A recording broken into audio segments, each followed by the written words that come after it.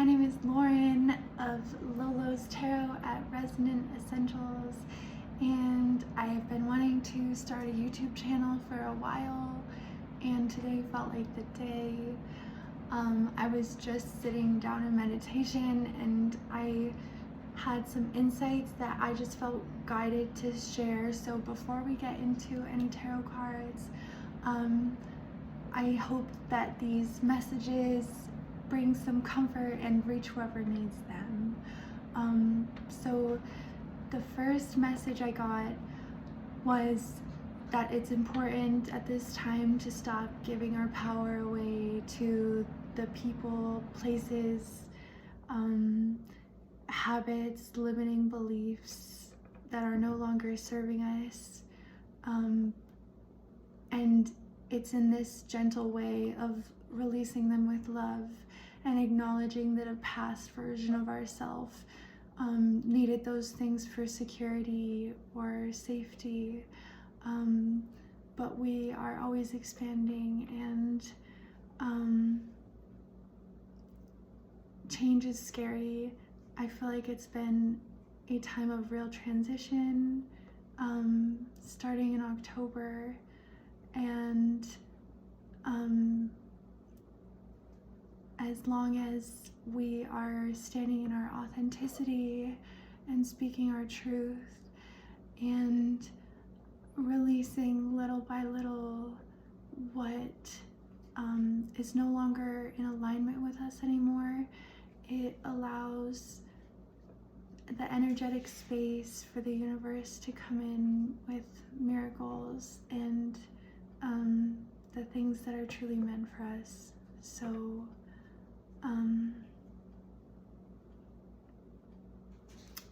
the other message I received was that going into the new year, it's gonna be more powerful than ever to connect with your higher self, with your divine I am presence. And I think there's this misconception that it hits you like a lightning bolt, or it's this profound moment, but in my limited experience, it's been a lot of little moments in meditation where it's felt like my body is occupied by me but not me, and then the change that starts from there, that embracing of your higher self through the heart center, is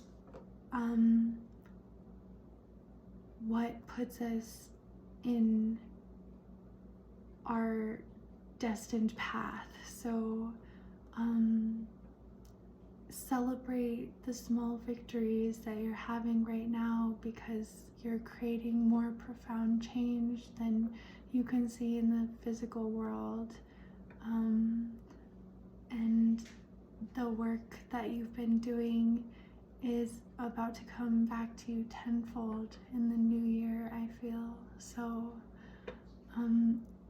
I hope those messages resonated, and I want to get into the tarot now. So let's see.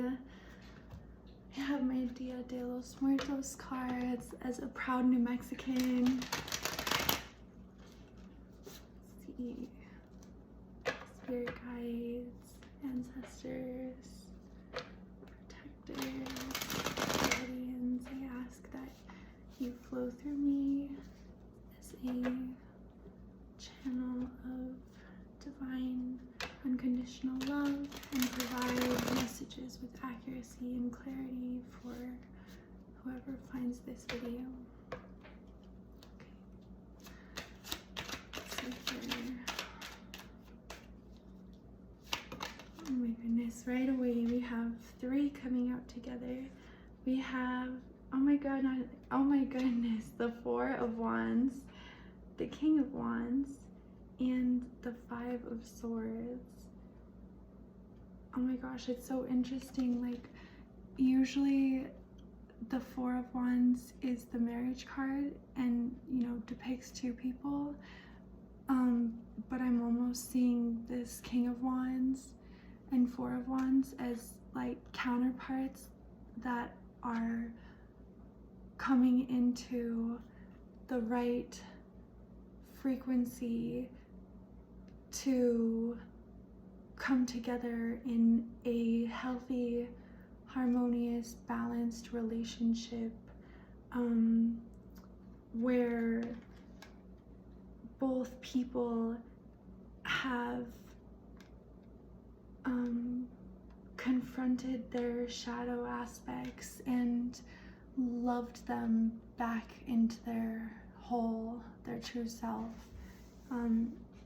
It's like reminding me of two different people who have been making their way home to themselves and in turn making their way towards each other. And then it's interesting, in the Five of Swords in this deck, we have these two people who are almost fighting this mental, like, I don't want to say physical as much as it is these maybe core wounds or triggers or blockages in feeling worthy of receiving love and experiencing the unconditional love that you deserve. So it's like these two people are coming together through facing their own darker hidden aspects, which have been reflected in the external world, maybe as these like lower vibrational energies around you right now.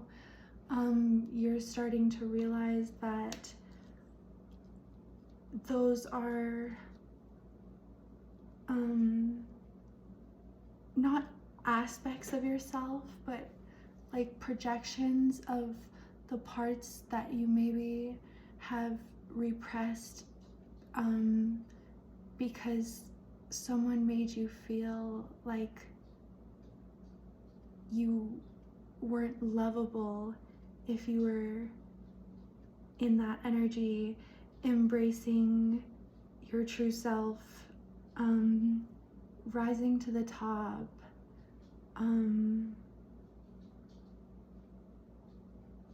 and you're working through a lot of deep-seated wounding through this connection, whether it's romantic or platonic.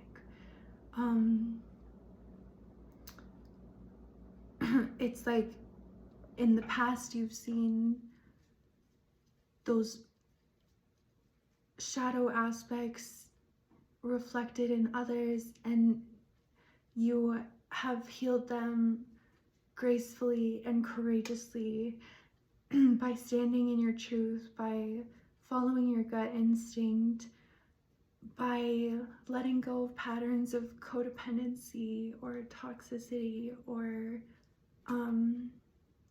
self-destructive thoughts and behaviors. And now it's like you're ready for these soul, kindred spirit relationships that reflect the real you. You're seeing the best parts of yourself in others because you've worked through that wounding. So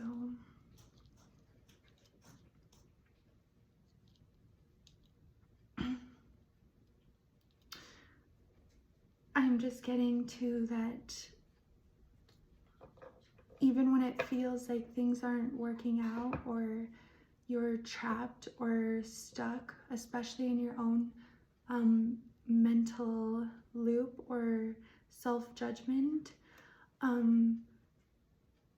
it's important to remind yourself that you are a co-creator with the universe. You're not alone here in this existence ever, and there are always pathways being paved and accessible to you when and where you need them. So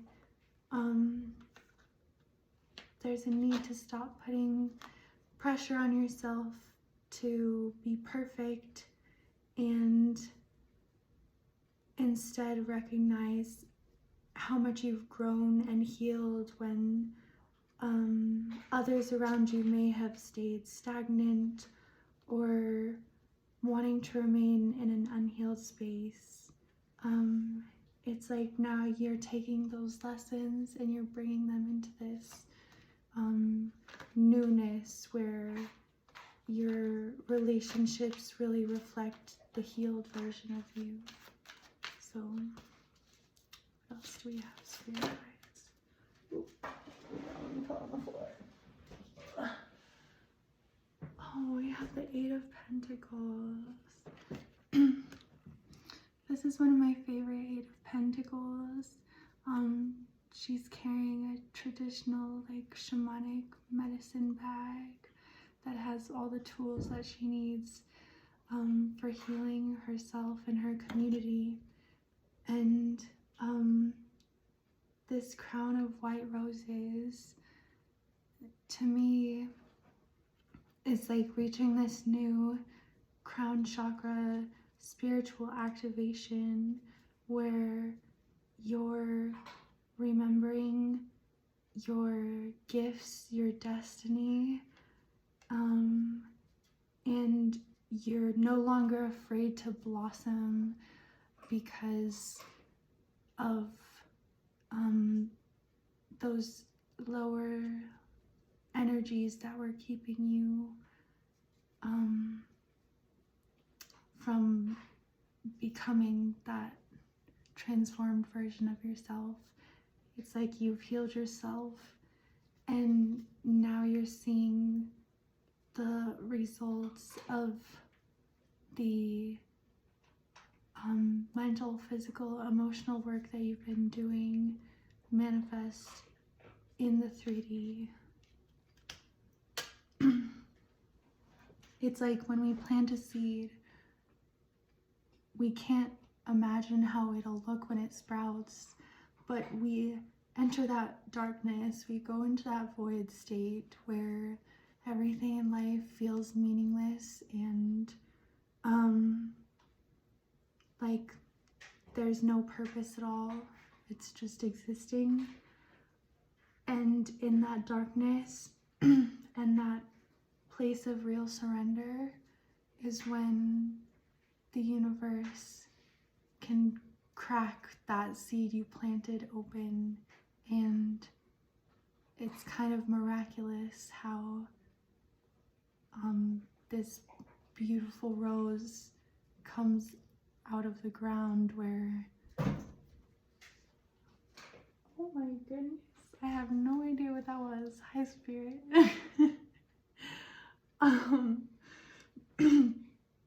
But yeah, it's kind of miraculous how it seems like something grows from nothing.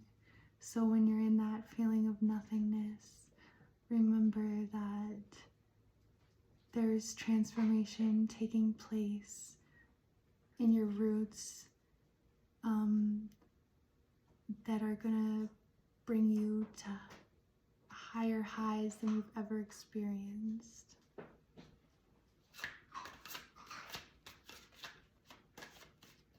else do we have, spirit guides? Oh my goodness. Oh, we have the Empress. Oh. Yeah, this is that confirmation of that abundance coming in, and the Empress is an effortless manifester. she doesn't call in abundance, she embodies abundance. She is unconditional love and prosperity, and she's always in full bloom.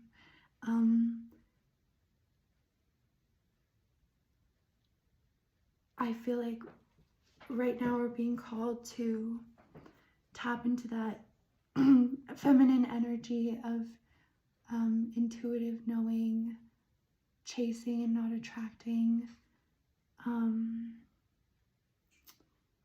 putting our desires out there and trusting that the universe will return your prayers in a way that you don't necessarily expect or can control the outcome. The Empress always makes me think of just sitting pretty and waiting. She knows when it's time for action, and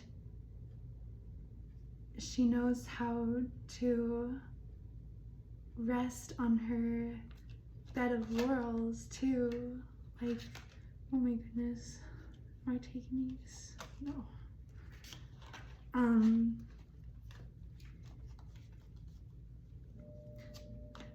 I just see so much joy coming out of this darkness. It's like you can't imagine the seed you've been watering within you, what it's going to blossom into. We have the Nine of Swords here.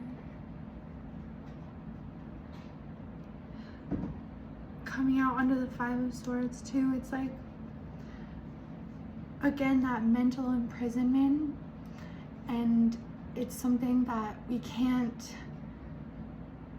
blame ourselves more or add insult to injury by being hard on ourselves for having critical thoughts or judgments or limiting beliefs, because those were programmed and learned ways of existing. And when you feel like you're in this mental prison, oh, hi kitty, with all this swords energy, I feel like the cure to those iron mental cages is grounding yourself, taking a moment to really feel into your physical body, you know, trying to relax your head, neck, and shoulders, your back, your hips, your arms and legs, and come back to your own center where your higher self is. Because that iron cage is like that ego which is resistant to change and the unknown and operates out of fear, because we've all had past traumas, or dealt with abuse or betrayal or loss, and so it's like our defense mechanism to protect ourselves in the world, so we're not walking around just absorbing. I don't want to say absorbing. What am I trying to say? It's like our ego is needed to create here on earth, but it's also our consciousness that labels, problem solves, wants to control the outcome, and doesn't let us go by blind faith into the future because of all of the fears that it brings up. And I feel like a lot of this year has brought up deeply rooted fears that maybe we even thought that we had already healed. But you have been doing that inner work, reconciling with your ego, taming that fear that was instilled in us from a really young age, and ultimately coming into this higher awareness. I don't know why I'm hearing like you don't have to see it to believe it.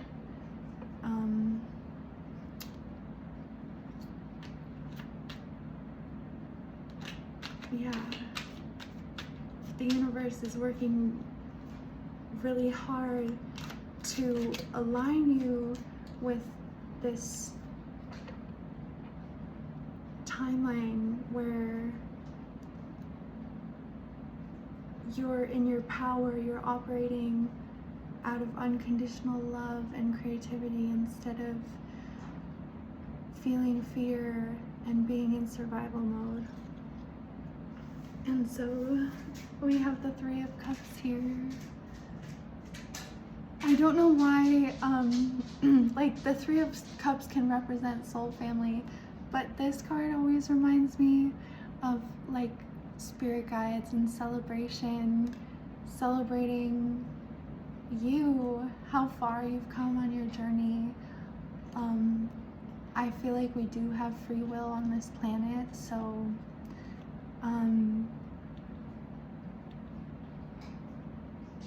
there's that element of destiny, but we can also try to outrun the healing and karmic releasing that we signed up to deal with before we come into that higher consciousness. And I feel like this is a toast to you. You probably don't recognize how far you've come because it's been day by day. And you don't see how much you've grown, but I just feel excitement, like there's celebration on the horizon. Like, even if you don't believe it, you can't block the things that are meant for you, because you've already aligned with this healed state where you're capable of receiving everything you desire without pushing it away out of, you know, past fears or traumas that you've been working through. So, okay, one more message is coming out here. We have the Six of Cups. This card also talks about like soul family and reunion. So with the Three and the Six of Cups, I almost feel like you're coming home to yourself. You are embracing your own infinite spirit, and that freedom is taking you places. Hi, kitty. That freedom is not just taking you places, but magnetizing the things that are in alignment with your soul instead of your wounded ego. So even when it feels like there's a lot of work to do or it's a difficult path ahead, there's this energy right now of trusting that the universe provides for us in a symbiotic relationship. And I feel like if you're still watching this, you're definitely a healer. and a light worker who's cleared so much heavy karma to come into this leadership role, where you're helping other people heal the things that you went through. Yeah. Oh, and we have one more. Let's see. The Emperor. I knew it was going to be a major arcana. Oh my gosh, we have the Emperor and the Empress. And the Four of Wands. This is like major romantic energy. Like two people who have done so much work on themselves, have cleared so much baggage and heaviness and false consciousness in order to rise into these like powerful leaders who are meant to have this empire together. So I feel like you are attracting the person that's meant for you, and you'll feel it in your bones, because the Emperor and the Empress are the culmination of, you know, the King of Wands, Swords, Water, etc., and vice versa. So it's like you have come into such a high level of authority in all aspects of your life that you're ready for this union with the love that's meant for you. Like I would say it's platonic, but it's like this whole reading is feeling so romantic. Like even with the two people in the Five of Swords, it's kind of like they're battling the darkness together. The Three of Cups can be a card of coming together, and then the Emperor and the Empress is just wow. I feel like I don't have to say anything else. So I hope this message provided you some clarity or comfort or confirmation that you've been needing. And you can look me up at resonantessentials.com. I'm listed under the practitioners. And I hope you have a beautiful Friday and rest of your weekend. Sending you so much love.